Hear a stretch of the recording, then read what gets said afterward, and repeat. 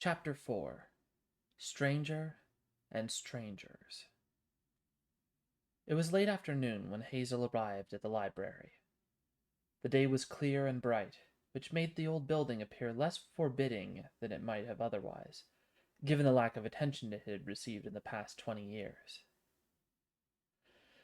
The Calixford University Library had been abandoned for several reasons. Expansions made to the university grounds rendered the location suboptimal for students. Rather than update the structure, the heads of the college constructed an entirely new building that combined research laboratories with the library and brought it to the center of the campus. This older library was over a mile from the main campus, but since the college gained in prestige, funding, and students, the shift away from this location had to be made. The building was exceptionally large, and it housed thousands of books, manuscripts, and scrolls, while providing ample areas for study, discussion, and reading. It was 4 stories tall and only slightly rose above the nearby buildings. It haunted the outskirts of the city, and few cared about the abandoned library. For a few years between its desertion and the adoption of the newer facility, this place stored additional copies of certain books, volumes which were outdated or damaged but still readable works. A single elderly librarian lived among the shelves and fulfilled requests sent by the college. During those interim years, the university attempted to sell many of the books to the public with slight success. Hazel had been an eager patron some years back. When the librarian finally died, the old library shut its doors permanently, without further attempts to empty its store of books and items. The university had everything it needed, and nobody else wanted them, and so the old library served no purpose. When its keeper was buried, all memories of the library were buried with him. It had been 8 years since she last entered the library that now stood before her. A slight breeze rustled her short-sleeved white dress, and compelled her to hold her wide sun hat. Before she died, she wouldn't normally have worn such a hat, but she found fewer people noticed the green tone to her skin when she was in shadows. She also wasn't fond of the green shawl draped over her shoulders, but it was a common enough accessory for the beginning of autumn in Corrivain, and, given the warm weather, was preferable to wearing heavier and more concealing clothing.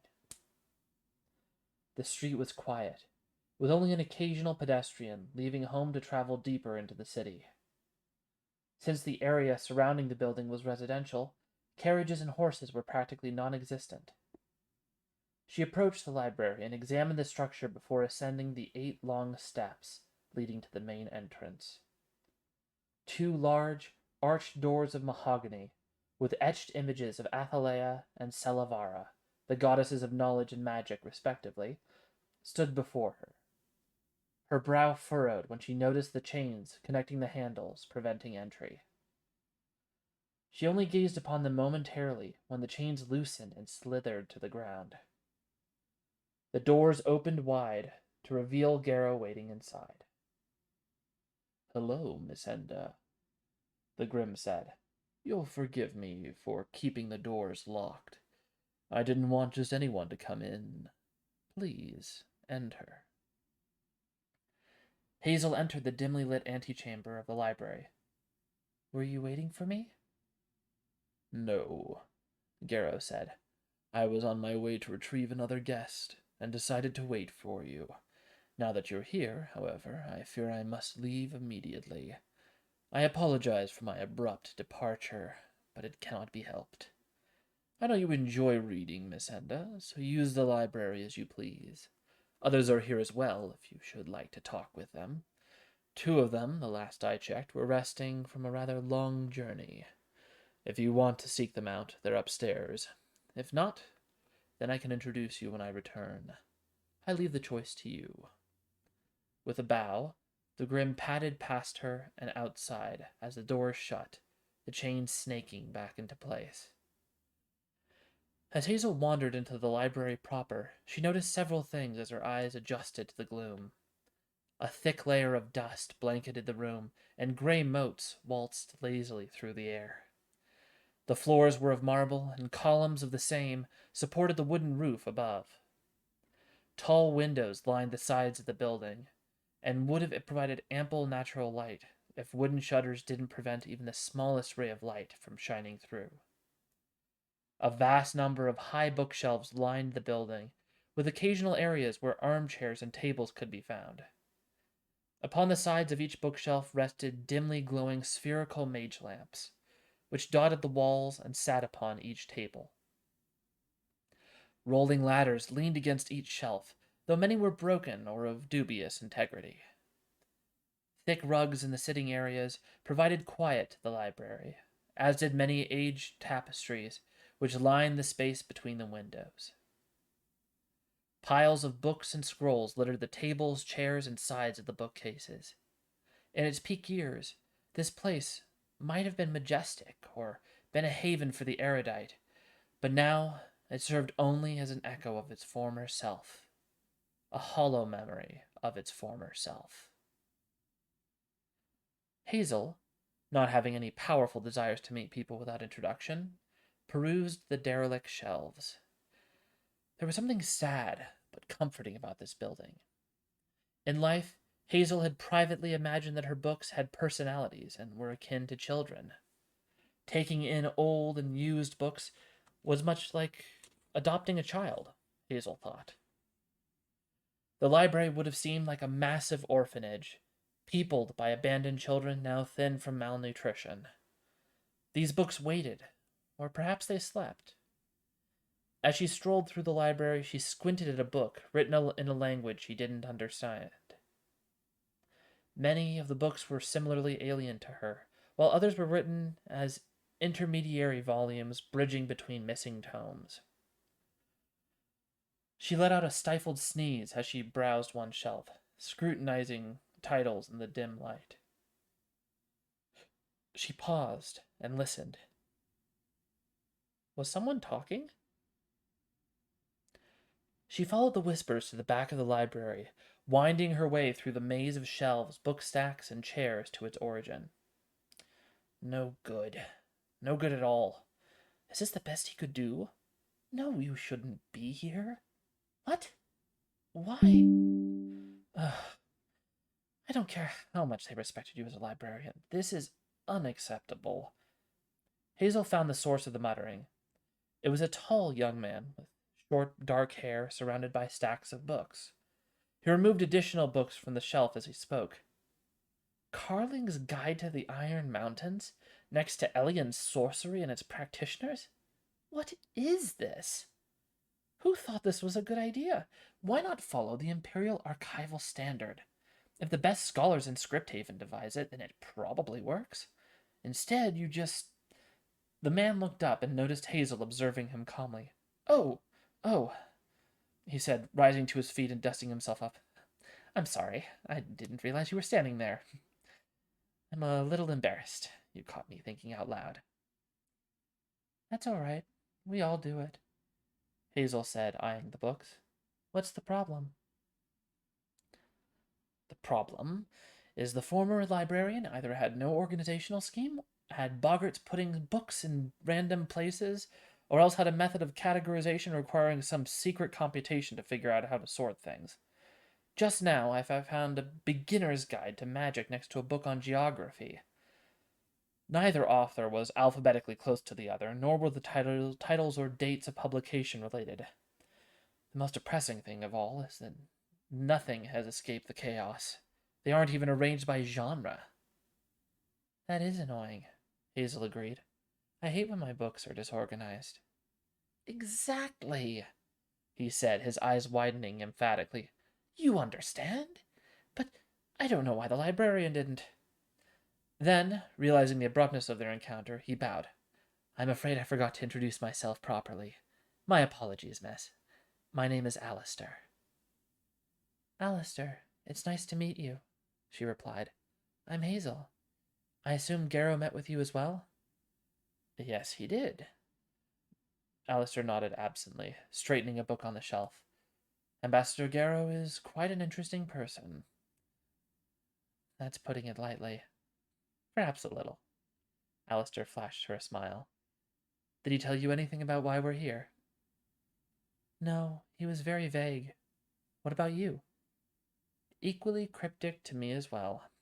It seems we're both in the dark. Yes, and it's not just the aging mage lamps, Hazel said. How can you even see the titles? Wouldn't it be easier to open the windows? He scrunched his nose. I'm a little sensitive to sunlight. Besides, it gets easier once your eyes adjust. Hazel paused and studied him briefly. It was hard to tell in the dark, but he was pale.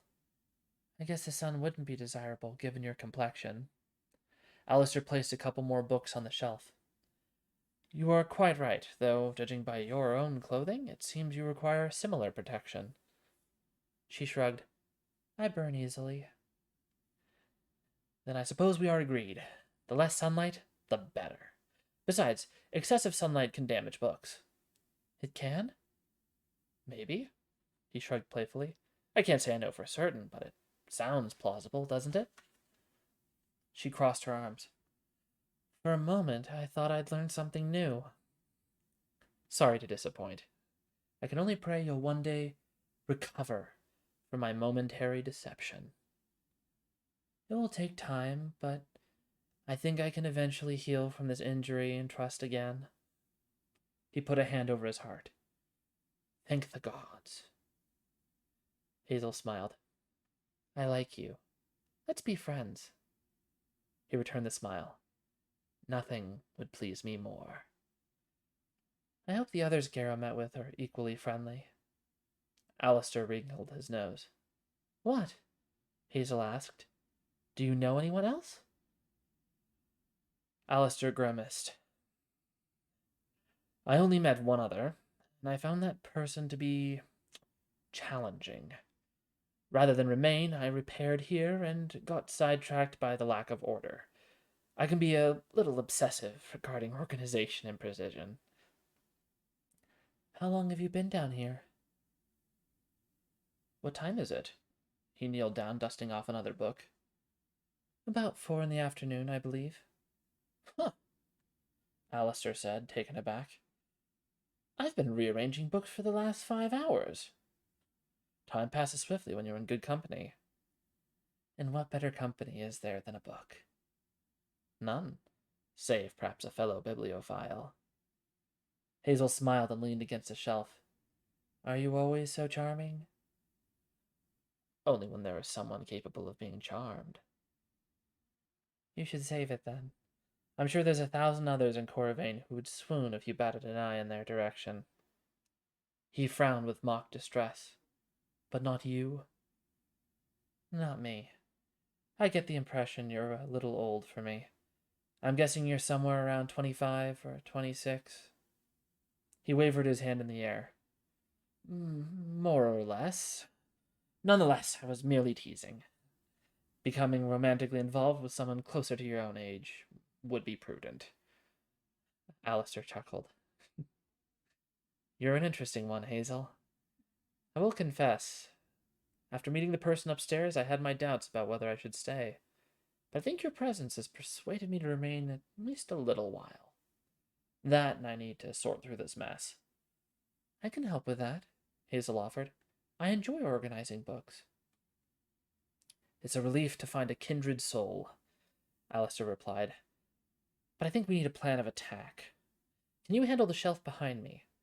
I think that row is supposed to be on various animals, so you can sort them accordingly. Will do. They reorganized the shelves for a little longer, all the while speaking casually with one another. She learned more about Alistair's various interests and shared information about herself when asked. It was nice to feel at ease with someone. Alistair was often formal with his mannerisms, but she never got the impression he was condescending to her or treating her like a delicate flower. His kindness appeared genuine, as did his reactions to everything she said. This continued another hour before they heard the whisper of Garrow's voice say, It's time.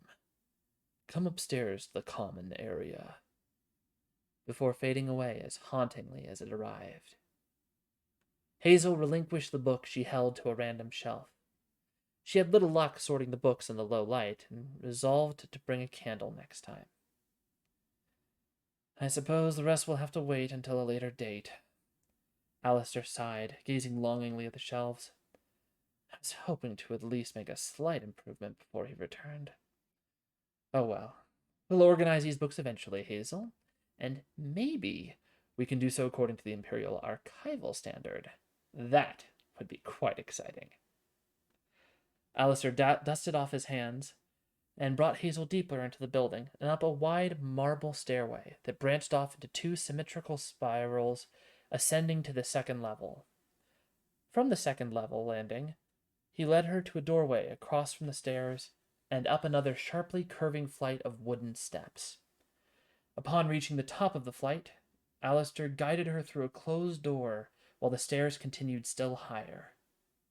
They entered a large hallway that opened up into a room with ample furniture on one side and a doorway leading to a kitchen on the other. The furniture looked either new or restored and was free of dust or blemish. Thick rugs covered the hardwood floors, and a large fireplace added to the homey characteristics of the common area.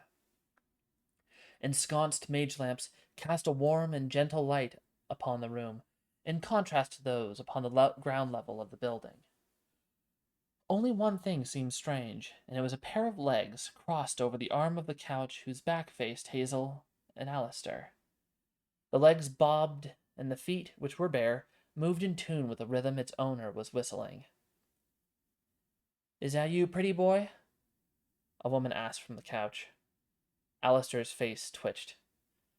Did no one ever tell you it's impolite to sit on a couch that way? Depends, the woman said, shifting into a sitting position. Did no one ever tell you?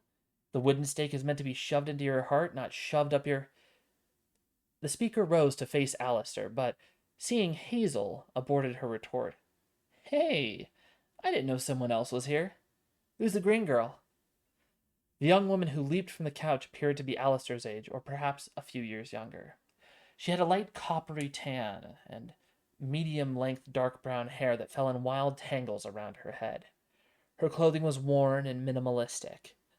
Despite this apparent disregard for appearance, she was exceptionally beautiful, and her amber eyes showed a wily humor. She approached Hazel inquisitively. I'm Hazel Enda, Hazel replied, unfazed by the abruptness and straightforward question. She turned to Alistair. Is she the person you mentioned? How did you guess? Alistair asked dryly. Hazel, huh? The young woman said, ignoring the exchange. So, what's with the green skin, anyway? She held up one of Hazel's arms, examining it. Let me guess. Zombie. No, wait. Banshee. Oh, hold on. Tree spirit. Okay, now tell me. I don't really know, but I guess I'm kind of like a zombie? Perfect. I totally guessed it right the first time. I have an intuition about these things. She grinned. I'm Laura. I'm a werewolf. It's great to meet you, Hazel. She gave Hazel a quick hug before turning to Alistair. She left one arm draped over Hazel's shoulders. So nice the Prince of skulking around and obsessing over details could join us today. I thought I scared you off. I know I'm probably pretty terrifying to your sensibilities, O grand eminent lord of high princeliness. I can think of many terrifying things about you, Laura, Alistair said, crossing his arms, but most concern your hygiene and lack of decorum. It'd take more than that to deter me from being here. Oh ho! So Pretty Boy actually can handle being around people who aren't dressed in silk and satin. Laura replied with a smirk. I guess I misjudged you. Then again, I don't know much about vampires. Tell me something. Do you crap upside down like a bat? Hazel blinked. You're a vampire? Yes, Alistair said. A Nosferatu, to be exact. As for your question, Laura, I will not dignify it with a response. But wasn't that a response? Alistair drew in a deep breath to reply when an exhausted, articulate voice sighed from the staircase they just exited. Is this really why I left Eliara? To hear senseless bickering. A gray-skinned half-elf stepped from the stairway, rubbing his temples and clenching his jaw. He was several inches shorter than Alistair, and only slightly taller than Laura, though he was slenderer than either of them. His red irises studied the room beneath two elegantly arching eyebrows until they settled on Hazel. You, he said, striding to her, his thin, black hair flowing gracefully behind him as he inspected her. You are most intriguing. Hey, weirdo, how about giving her some space, huh? Lara said, forgetting or actively ignoring her previous lack of boundaries. I mean, it's not like you can just walk up to someone and. He snapped his fingers in Lara's direction without taking his attention from Hazel. A light blue wisp of smoke momentarily wafted from his fingers, and a transparent sphere of the same color appeared around Lara's head. Her mouth moved, but no sound pierced the bubble. That's arguably the best thing that's happened all day, Alistair said, approaching the half-dark elf. Thank you. He snapped again in Alistair's direction, and the vampire, too, was silenced by a blue bubble. All the while his attention never shifted from Hazel. You are extraordinary. He gazed at her with subdued awe. From this close, Hazel noticed he was close to her age, though his large eyes may have made him look younger than he was. What are you called? I'm Hazel, she said, observing the other two who appeared thoroughly distressed. Can they breathe in those bubbles? The spheres of Elkarin block sound, nothing else, the half-elf replied, while moving his hands around her. Though I doubt a vampire even needs to breathe. The spheres only last a few minutes, unfortunately. She watched small sparks dart from his hands as he drew symbols in the air at different points. Some gestures reminded her of similar motions spellcasters used to determine what magic had brought her back to life. Spheres of Elkarin? She asked. Are you Elkarin? No. Elkarin was an archmage 3,000 years ago who studied sound. He taught the spell to his students to help them when studying during the construction of the first citadel of the Council of Archmages. Ah, I see, Hazel said. Then what is your name? I'm Llewellyn. What are you called? I'm Hazel. No. I mean, what species are you? Oh, I'm human. Human. Really? Llewellyn locked eyes with her. I wouldn't have guessed that. Strange. You're not really human, are you? Yes, I am, Hazel protested. At least, I was born human. Llewellyn arched an eyebrow. What is that supposed to mean? I was born human, died human, then I came back to life like this. Ah. His eyes widened, and he examined her with renewed interest, though his voice remained calm and even. Hazel noticed the other two appeared similarly surprised. And yet you're not a zombie, and likely not a revenant. Intriguing. What? How do you know I'm not either? Your aura. Whatever happened to you changed you into something linked to nature magic, though I can't say for certain. Alistair and Lara both stared daggers into Llewellyn, though he was unbothered by the vehemence they both showed toward him. Llewellyn, really. Garrow's smooth and dark voice slid through the air as he slipped from the shadows. I don't even have a chance to introduce you, and you're already making trouble. If you'd please, release them from their spheres immediately. Although his words were firm, Hazel could detect the slightest hint of amusement in them. If I must, Ambassador, Llewellyn replied, though I like them better with the spheres. He again snapped his fingers, and both bubbles disappeared with a small pop. The elf is as bad as you, pretty boy, Lara muttered. Enough, Garrow said, moving to the middle of the sitting area. I'm happy to see you're all getting along so well. I see your love for each other was inevitable. However, I didn't summon you here for playful banter. I would ask that you focus on what I have to say, as I dislike repeating myself. First, I will introduce our benefactor. We have him to thank for the use of this library and the opportunity you will all be offered. This is my good friend, Aldrich.